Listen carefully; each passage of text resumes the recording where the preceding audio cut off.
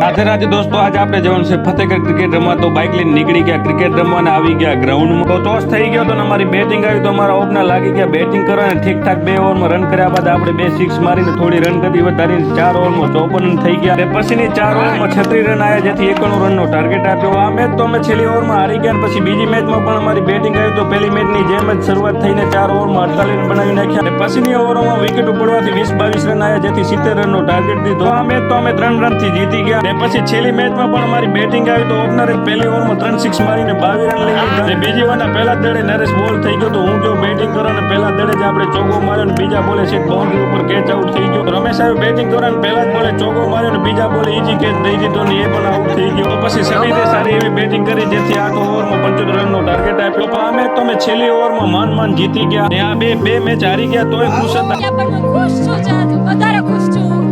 Bike લઈને નીકળી ગયા ઘરે જવા. થોડીક વારમાં આવી ગયા ઘરે. તો ગાઈસ બ્લોગ સારો લાગ્યો તો લાઈક શેર ફોલો કરી દેજો. રાધે રાધે.